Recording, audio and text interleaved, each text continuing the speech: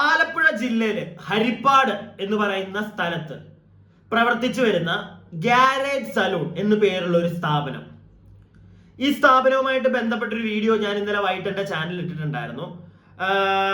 ഈ Olivia designs എന്ന് പറയുന്ന സ്ഥാപനത്തിൽ നടക്കുന്ന കുറെ ഇഷ്യൂകൾ ഇപ്പോൾ സോഷ്യൽ മീഡിയ വഴി ചർച്ച ആവുന്നുണ്ട്. അവിടെ നേരിട്ട് പോകുന്നുണ്ട്, ഒരുപാട് ആൾക്കാർ സംസാരിക്കുന്നുണ്ട്. നിങ്ങൾ കുറെ പേര് അറിഞ്ഞതായിരിക്കും. ഞാനും വീഡിയോ ചെയ്തതാണ്. അതിനെ വെച്ച് നോക്കുമ്പോൾ അതിന്റെ ഡബിൾ എന്നൊന്നും അല്ല, ഒരു 100 ഇരട്ടി ഇഷ്യൂ ആണ് ഈ ഒരു സ്ഥാപനത്തിൽ നടക്കുന്നത്. പ്രീജ എന്ന് പറയുന്ന ഓണർ ചേച്ചിയാണ് സൂപ്പർ. അപ്പോ ഞാൻ ഈ ഒരു ഇഷ്യൂ ആയിട്ട് ഇന്നലെ വീഡിയോ ഇട്ടപ്പോഴത്തേക്ക് ഈ ഒരു ഇഷ്യൂ പുറത്ത് കൊണ്ടുവന്ന, അല്ലെങ്കിൽ ഞാൻ അറിയാൻ കാരണം ടിഞ്ചു എന്ന് പറയുന്ന ഒരു ചേച്ചിയാണ്. ചേച്ചി ചെയ്തൊരു വീഡിയോ അയച്ചു തന്നു. അത് കൂടാതെ കുറച്ച് ഡീറ്റെയിൽസ് അയച്ചു തന്നു. എന്നോട് കുറെ കാര്യങ്ങൾ സംസാരിച്ചു. അപ്പൊ ചേച്ചി ഒരു വീഡിയോ ഓൾറെഡി, ചേച്ചിക്ക് യൂട്യൂബ് ചാനലോ ഇൻസ്റ്റോ ഒന്നുമില്ല. ചേച്ചി ഒരു ഫേസ്ബുക്ക് ഒരു ഗ്രൂപ്പ് ഹരിപ്പാട് വാർത്തകൾ എന്ന് പറയുന്ന ഒരു ഗ്രൂപ്പ് വഴി ചേച്ചി വീഡിയോ പുറത്തു വിട്ടിട്ടുണ്ടായിരുന്നു. ഒരുപാട് ആൾക്കാർ അതിനകത്ത് വന്ന് കമന്റ് ഇട്ടിട്ടുണ്ട്. ഞാനതെല്ലാം വായിച്ചു. അതിനകത്തുള്ള കുറച്ച് കമന്റ്സ് ഞാൻ ഇന്ന് നിങ്ങൾക്ക് കാണിച്ചു തരാം. അത് കൂടാതെ എനിക്ക് ഇന്നലെ ഞാൻ ചെയ്ത വീഡിയോയുടെ കുറച്ച് കമന്റ്സ് വന്നു. അത് കൂടാതെ കുറെ പേര് എനിക്ക് പേഴ്സണലി മെസ്സേജ് അയച്ചു. അപ്പൊ അതിനകത്ത് ഞാൻ കണ്ടൊരു കമന്റ് ഞാൻ ഇതിവിടെ കാണിക്കത്തില്ല കേട്ടോ. അത് കാണിച്ചു കഴിഞ്ഞാൽ അത് ഇട്ട ആൾക്കൊരു ചിലപ്പോൾ അത് ബാഡായിട്ട് ഫീൽ ചെയ്യും. അതുകൊണ്ട് ഞാൻ അത് കാണിക്കത്തില്ല. പക്ഷെ എനിക്ക് ആ വ്യക്തി വീഡിയോ കാണുന്നെങ്കിൽ, അല്ലെങ്കിൽ ബാക്കിയുള്ളവരെങ്കിലും അറിഞ്ഞിരിക്കണം. ഒരു വ്യക്തി എനിക്ക് മെസ്സേജ് ഇടുകയാണ്, ബ്രോ നിങ്ങൾക്ക് പറ്റുമെങ്കിൽ എന്നെയൊക്കെ ഒരുപാട് പറ്റിച്ചിട്ടുണ്ട്, എനിക്ക് പൈസ തരാനുണ്ട്, നിങ്ങൾക്ക് പറ്റുമെങ്കിൽ ഇതിന്റെ ഇടയ്ക്ക് നിന്ന് എനിക്ക് പൈസ ഒന്ന് മേടിച്ചു തരണമെന്ന് ഒരു വ്യക്തി ഇട്ട കമന്റ് ആണ്. ഞാനിപ്പോ അത് കണ്ടപ്പോ ആലോചിച്ചു, എടേ ഇങ്ങനെയുള്ള നട്ടലിന് ഉറപ്പില്ലാത്ത കുറെ ആളുകളുണ്ട്. അവൻ എന്നോട് ചോദിക്കുകയാണ് ഞാൻ ഇടയ്ക്ക് നിന്ന് മേടിച്ചു കൊടുക്കാൻ. ഞാനെന്താ ഹരിപ്പാട് സ്റ്റേഷനിലെ SIയോ? ഞാൻ ആലോചിച്ചു, ഒരു ഇച്ചിരി ബോധമില്ലേ ആ പയ്യനെന്ന് ഞാൻ ആലോചിച്ചു. കാരണം എടാ മോനെ, ഞാനാണോ മേടിച്ചു തരണ്ടേ? നീ അവിടെ പണിയെടുത്ത് നിന്നെയാണ് പറ്റിച്ചത്. ഞാനൊക്കെ എന്തിനാ വീഡിയോ ചെയ്യുന്നത്? ഇങ്ങനെയുള്ള ഇഷ്യൂകൾ ഇവിടെ നടക്കുന്നുണ്ട്, അത് 10 പേരറിയാൻ. ഇൻ കേസ് ഞാൻ ഇല്ലാന്നൊന്നും പറയത്തില്ല. എല്ലാവർക്കും, ഞങ്ങൾ വീഡിയോ ചെയ്യുന്ന എല്ലാവർക്കും, ഞങ്ങൾക്കും അതിനകത്ത് ഒരു ബെനിഫിറ്റ് ഉണ്ട് ഈ ചെയ്യുന്നതുകൊണ്ട്. അത് നിങ്ങൾക്ക് എല്ലാവർക്കും അറിയാം. പക്ഷെ ഇത് ചെയ്യുന്നതിനകത്ത് അത് കൂടാതെ കുറെ പേര് കാര്യങ്ങൾ അറിയും. അതിനു വേണ്ടിയിട്ടാണ് ഞാൻ ഈ വീഡിയോ ചെയ്യുന്നത്. അങ്ങനെ നിങ്ങൾ ഈ ഇതുപോലെ ബാധിക്കപ്പെട്ട ഒരു കൂട്ടം ആളുകൾ ഉണ്ടെങ്കിൽ അവരെല്ലാവരും ഒത്തുചേർന്ന് പോയി ഫൈറ്റ് ചെയ്യട്ടെ. പോലീസ്, നിങ്ങൾ ഒരാൾ പോയി, ഇപ്പൊ ഈ ടിഞ്ചു എന്ന് പറയുന്ന ചേച്ചി ധൈര്യപൂർവ്വം കൊണ്ടുപോയി കേസ് കൊടുത്തു. അതുപോലെ ബാക്കി എല്ലാരും വന്ന് കേസ് കൊടുത്താലേ നിങ്ങൾക്ക് എന്തെങ്കിലും കിട്ടുള്ളൂ. അല്ലാതെ നീ അവിടെ നിന്ന് കമന്റ് ഇട്ട് കുത്തിയിട്ട് ഞാൻ പോയി ചോദിച്ച് അവര് കാശ് തന്ന് നിനക്ക് തരാൻ മണ്ടനാണോ മോനെ നീ? ഞാനതാ ചോദിക്കുന്നത്. ഇങ്ങനെ ദൈവത്തെ ഓർത്ത് നിങ്ങൾ ഇങ്ങനൊന്നും ആവല്ലേ. നിങ്ങൾ വേണമെങ്കിൽ കമന്റ് ചെയ്യും, ഞാൻ നിങ്ങൾക്ക് ആ ചേച്ചിയുടെ ഡീറ്റെയിൽ വേണമെങ്കിൽ തരാം. ആ ചേച്ചിയെ നിങ്ങൾ കോണ്ടാക്ട് ചെയ്യും. ആ ചേച്ചിയുടെ കൂടെ പോയി കേസ് കൊടുക്ക്. ചെറിയ ഇഷ്യൂ ഒന്നുമില്ല. ആ ചേച്ചി സത്യം പറഞ്ഞോണ്ടല്ലോ, ഞാൻ ആ ഒരു കാര്യം വെച്ച് മോനെ ആ ചേച്ചിക്ക് ഒരു ക്ലാപ്സ് തന്നെ കൊടുക്കണം. കാരണം ആ ചേച്ചിയുടെ ഹസ്ബൻഡ് വെളിയില്, ആ ചേച്ചിയുടെ അച്ഛനും അമ്മയും കുഞ്ഞും മാത്രമേ ഉള്ളൂ വീട്ടില്.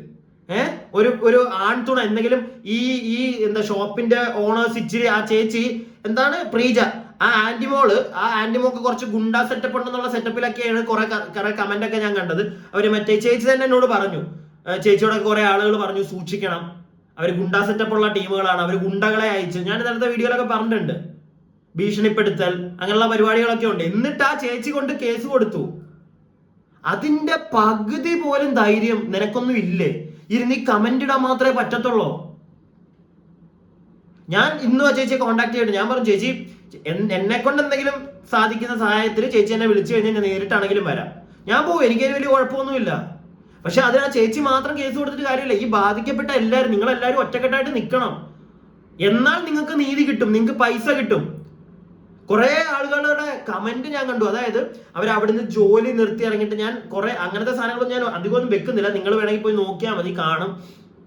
അതായത് ആ സ്ഥാപനത്തിൽ നിന്ന് ഇറങ്ങിയതിന് ശേഷം ഒരു വ്യക്തി, ഞാൻ അയാളുടെ കമന്റ്, അയാൾ 2-3 കമന്റ് ഇട്ടിട്ടുണ്ട്, അതിനെ തുറന്ന് ഞാൻ കാണിച്ചു തരാം. എന്നിട്ട് ആ ഒരു കാര്യം പറയാം. ഇവിടെ ഒരുപാട് പേര് അവിടെ നിന്ന് ഇറങ്ങിയതിന് ശേഷം ഇവര് പല രീതിയിൽ ഉപദ്രവിക്കുന്നുണ്ട്. ഈ പുറകെ കൊല്ലാൻ ആളുകളെ വിടുക, അങ്ങനെയൊക്കെയാണ് ചില ആളുകൾ പറയുന്നത്. സോ ഇത്രയും വലിയ ഒരു പ്രശ്നമാണ് ഇവിടെ നടക്കുന്നത്. ഒരു സ്ഥാപനത്തിൽ ജോലി ചെയ്തു, അവിടുന്ന് വേണ്ട, അവിടെ പൈസ ഇല്ല, അവിടെ പറ്റിയില്ല, ഉടായ്പ എന്നുള്ളൊരു മൈൻഡിൽ അവിടുന്ന് ഇറങ്ങിക്കഴിഞ്ഞാൽ ആ ഇറങ്ങിയ ഒരാളോട് ഈ സ്ഥാപനത്തിന്റെ ഉടമസ്ഥയ്ക്ക് വൈരാഗ്യം വരുന്നു, അവരെ ഭീഷണിപ്പെടുത്തുന്നു, അവരുടെ പുറകെ രാത്രിയിൽ കാറിൽ ആളെ വിടുന്നു. ഇതൊക്കെ ചെറിയ കാര്യമായിട്ടാണോ നിങ്ങൾ വിചാരിക്കുന്നത്? ഇതൊന്നും സത്യം പറഞ്ഞാൽ ഈ കാശ് കിട്ടാതെ ഇവിടുന്ന് അങ്ങനത്തെ പ്രശ്നങ്ങൾ ഫേസ് ചെയ്യാതെ ഈ കാശ് മാത്രം കിട്ടാതെ പോയ ആളുകളും ഉണ്ട്.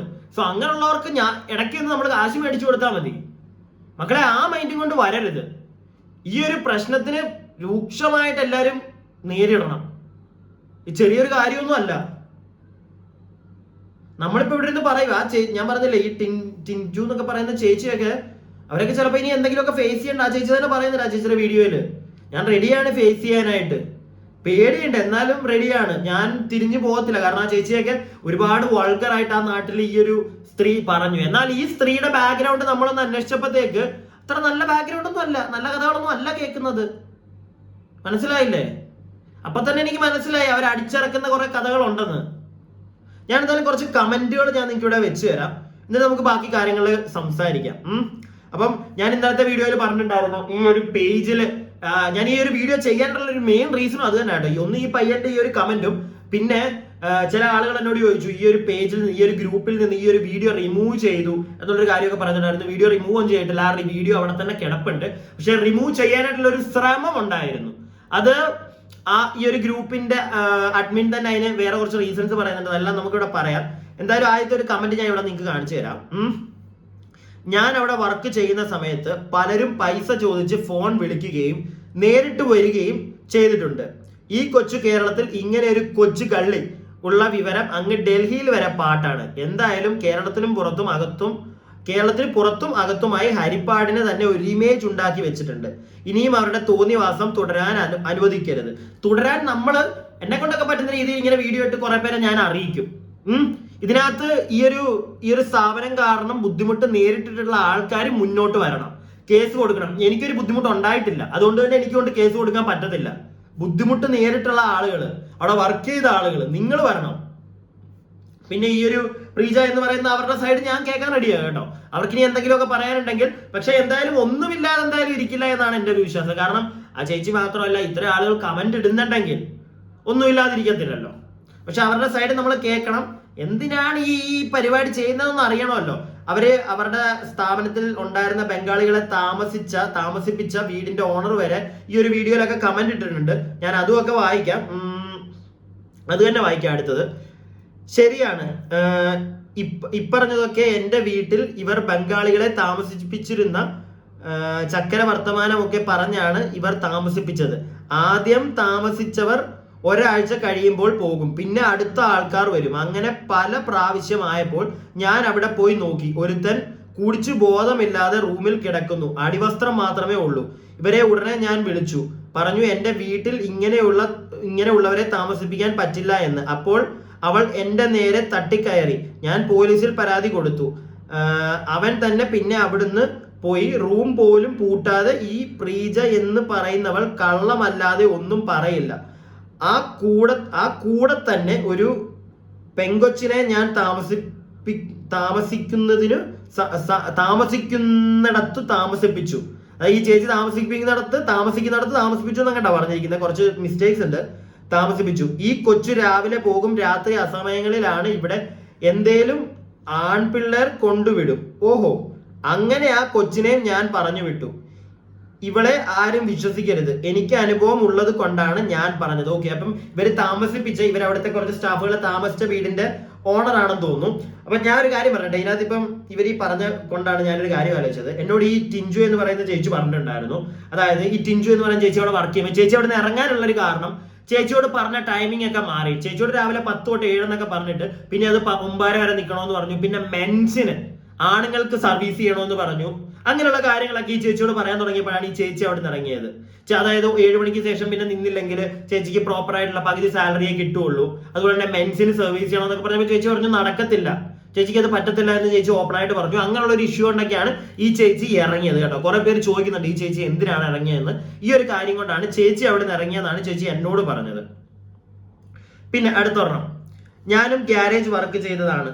ഉഡായിപ്പിന്റെ ഉസ്താദാണ് പ്രീജ. നമ്മളെ കൊണ്ട് നല്ല പോലെ പണിയെടുപ്പിച്ച് പൈസ ഉണ്ടാക്കും. ബട്ട് നമ്മളെ പണിയെടുത്ത ക്യാഷ് ചോദിച്ചാൽ അവിടെ ചേച്ചി പറഞ്ഞ പോലെ ക്യാരക്ടർ മോശമാക്കും. ഓക്കെ, ക്യാഷ് എടുത്ത് ഓടിയെന്ന് പറയും. ഈ ഷോപ്പിൽ ജോലിക്ക് പോകുന്ന എല്ലാരോടും ഒന്നേ പറയാനുള്ളൂ, പിച്ച എടുത്ത് ജീവിച്ചാലും ആരും അങ്ങോട്ട് പോകരുത്. അവൾക്ക് ഇഷ്ടപ്പെട്ടില്ലെങ്കിൽ അവരെ കൊല്ലാൻ പോലും മടിക്കാത്ത എത്രയോ വർക്കേഴ്സിന്റെ ശാപം വാങ്ങി സലൂൺ ആണ് അത്. Garage family salon. ഒരു പെൺകുട്ടി ഇട്ടേക്കുന്നതാണത്. അപ്പം പറയുന്നുണ്ട്, മോശമായിട്ട് ചിത്രീകരിക്കാൻ അക്കച്ചിക്ക് ഒരു മടിയില്ല, നമ്മുടെ ഈ പ്രീജ എന്ന് പറയുന്ന ആന്റിക്കും. അപ്പം അതൊക്കെയാണ് ഈ ചേച്ചിയോടും ചെയ്തത്, നമ്മുടെ ഈ ടിഞ്ചു എന്ന് പറയുന്ന ചേച്ചിയോട്. ചേച്ചി പിന്നെ കേസ് അങ്ങ് കൊണ്ട് കൊടുത്തു. ഞാൻ ഇപ്പോഴും പറയുകയാണ്, നീ ഈ വീഡിയോ കാണുന്നവർ മാക്സിമം ഈ ഒരു ഹരിപ്പാട് ആലപ്പുഴ ഭാഗത്തുള്ളവരായിരിക്കും. അങ്ങനെ പറയാൻ പറ്റില്ല കേട്ടോ. കാരണം ഞാനൊരു കമന്റ് കണ്ടായിരുന്നു, ഇവിടെ തൃശ്ശൂർ എന്നൊക്കെ വന്ന് ഇവിടെ ജോലി എടുത്ത പിള്ളേരൊക്കെ ഉണ്ട്. അവര് പിന്നെ തിരിച്ചു പോവുമായിരുന്നു, ഇവിടെ കിടന്ന് കൂടുതൽ നിന്നില്ല, കാരണം അവർക്ക് പേടി കാരണം. പിന്നെ വേറൊന്നും ഞാനിവിടെ കണ്ടു. എന്റെ പേര് അബ്ദുൾ ഹക്കീം. ഈ സ്ഥാപനത്തിൽ 2 വർഷത്തിലധികം ജോലി ചെയ്തിട്ടുണ്ട്. വലിയൊരു പോസ്റ്റ് ഇവരെ കുറിച്ച് മാത്രം ഇടാനുണ്ട്. പക്ഷേ ഒറ്റ വാക്കിൽ പറയണമെങ്കിൽ ലോക ഉടായിപ്പ് സ്ഥാപനം.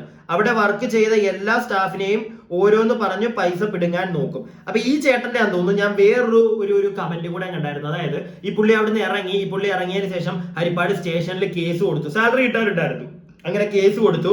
അവിടുത്തെ SI, ആ സെയിം SI ആണോ ഇപ്പോഴും എനിക്ക് അറിയത്തില്ല, ഈ പുള്ളി അതൊന്നും പറയുന്നില്ല. SI എന്തായാലും ഇടപെട്ട് കാശ് ഈ ചേട്ടന് മേടിച്ച് കൊടുത്തു എന്ന് പറയുന്നുണ്ട്. എനിക്ക് തോന്നുന്നു അതിന് ശേഷം SI ഒക്കെ ചിലപ്പോൾ അവിടുന്ന് പോയി കാണുമായിരിക്കും. ഇവിടെ അതാണ് ഇപ്പം വലിയ ഒന്നും ഇല്ലാത്തത്.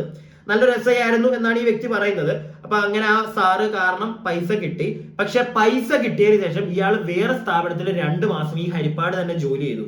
പക്ഷെ ആ സമയത്തൊക്കെ ഇദ്ദേഹം ജോലി കഴിഞ്ഞ് പോകുമ്പോഴും ഒക്കെ ഇദ്ദേഹത്തിന്റെ പുറകെ ആരൊക്കെയോ, അതായത് നമ്മുടെ അക്കച്ചിയുടെ ആന്റിയുടെ പ്രീജ ആന്റിയുടെ ഗുണ്ടാ ചേട്ടന്മാര് പുറകെ നടപ്പുണ്ടായിരുന്നു എന്നുള്ളൊരു കാര്യം ചേട്ടന്റെ ഒരു കമന്റിൽ ഞാൻ കണ്ടിട്ടുണ്ടായിരുന്നു.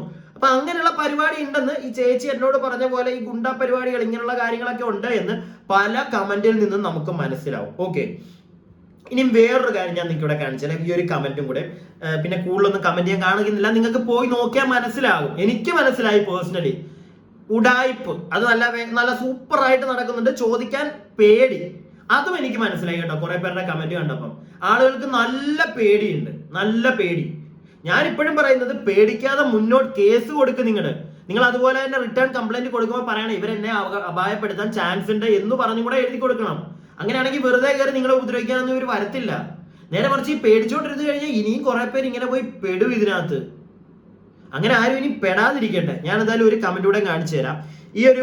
ഈ ചേച്ചി ഞാൻ പറഞ്ഞില്ല, ഗ്രൂപ്പിൽ വന്ന ആ വീഡിയോയില് ഒരു കമന്റ് വന്നതാണ്, ഫേക്ക് ന്യൂസ് എന്നും പറഞ്ഞ്. അപ്പൊ ഈ ഗ്രൂപ്പിന്റെ അഡ്മിൻ ചോദിച്ചു, വാസിഫ് ഖാൻ ഷാൻ എന്നാണ് ആ ഒരു ഫേക്ക് ന്യൂസ് എന്ന് പറഞ്ഞിട്ടിരിക്കുന്ന ആ ഒരു വ്യക്തിയുടെ പേര്. അപ്പം ഗ്രൂപ്പിന്റെ അഡ്മിൻ ചോദിക്കുന്നു, എന്ന് പറയാൻ കാരണം എന്താണ്? കാര്യം അറിയുന്നെങ്കിൽ പറയൂ. കാരണം ഇതുകൊണ്ടാണ് ഈ അഡ്മിൻ ഒന്ന് മൂവ് ചെയ്യട്ടെ, അല്ലെങ്കിൽ ഈ ഒരു ഗ്രൂപ്പിൽ നിന്ന് മാറ്റിയിട്ട് പിന്നെ ഇടാം എന്നുള്ളൊരു സാധനം എടുത്ത് ഞാൻ 2-3 സ്ഥലത്ത് കണ്ടു. ഈ ഒരു അഡ്മിൻ ഒരു പേടിയുണ്ട്, ഇത് ഓക്കെ ലൈക്ക് ജെനുവിൻ ന്യൂസ് ആണോ അല്ലയോ എന്ന്. അതുകൊണ്ടാണ് ആ പുള്ളി മാറ്റിയിട്ട് പിന്നെ ഇടാം എന്നുള്ളൊരു കാര്യം അവിടെ പറഞ്ഞത്. പക്ഷേ കുറെ ആളുകൾ ഇങ്ങനെ കമന്റ് ഇടുന്നതുകൊണ്ട് തന്നെ പുള്ളി അത് മാറ്റിയിട്ടില്ല, അത് അവിടെ ഉണ്ട്, നിങ്ങൾക്ക് പോയി നോക്കാം. അപ്പൊ പുള്ളി അങ്ങനെ ചോദിക്കുന്നുണ്ട്, ഫേക്ക് ന്യൂസ് ആണെങ്കിൽ പറയൂ എന്ന് പറഞ്ഞ്. ഉടനെ എനിവൺ പാർട്ടിസിപ്പന്റ് ഓതർ, അതായത് ഈ ചേച്ചി, നമ്മുടെ വീഡിയോയുടെ ചേച്ചി അവിടെ പറയുന്നുണ്ട്, അതായത് ഈ ഒരു വ്യക്തി വാസിഫ് ഷാൻ ഖാൻ മലയാളം അറിയാത്ത ഹിന്ദിക്കാരനാണ്, നിനക്ക് ഗ്യാരേജ് അമ്മച്ചി വായിച്ചു തന്നോ എന്ന് ചേച്ചി ചോദിച്ചവിടെ. ഉടനെ അടുത്തൊരാളെ കമന്റ് ഇട്ടു, ഇത് അവിടെ നിൽക്കുന്ന ഹിന്ദിക്കാരനാണ്, ഓ ബംഗാളിയിൽ നിന്ന് ഇറക്കി സമരം ചെയ്യിക്കുവാണല്ലേ. ഉടനെ ചേച്ചിയും പറഞ്ഞു സത്യം പുറത്ത് വരട്ടെ എന്ന് പറഞ്ഞു. അതായത് ചേച്ചി മാത്രം പറഞ്ഞായിരുന്നെങ്കിൽ ചിലപ്പോൾ ഈ ഓദർ അല്ലെങ്കിൽ നമ്മുടെ ഈ ഗ്രൂപ്പിന്റെ അഡ്മിൻ വിചാരിക്കും ചേച്ചി ചുമ്മാ കള്ളം പറഞ്ഞായിരുന്നു. പക്ഷെ വേറൊരു വ്യക്തിയും കൂടെ വന്ന് പറഞ്ഞു, അവിടെ ഉള്ള ഒരു ബംഗാളി പയ്യനാണ് ഈ വാസിഫ് ഷാൻ എന്ന് പറയുന്നത്, അവനാണ് ഇട്ടിരിക്കുന്നത് ഫേക്ക് ന്യൂസ്. അപ്പൊ അവൻ എങ്ങനെ മനസ്സിലായി ഇതൊരു ഫേക്ക് ന്യൂസ് ആണെന്ന്? അവനെ കൊണ്ട് പറയിച്ചിടിച്ചു, അല്ലാതെ വേറൊന്നും അല്ല. ഇനിയിപ്പോ മലയാളം മനസ്സിലാവുന്ന ബംഗാളി ഓക്കെ സമ്മതിക്കാം, അതുകൊണ്ടാണെന്ന്. പക്ഷെ എന്നിട്ട് എന്താണ് ഇതൊക്കെ കണ്ടപ്പോഴത്തേക്ക് ഇവൻ പിന്നെ വന്ന് കമന്റ് ചെയ്യാത്തത്?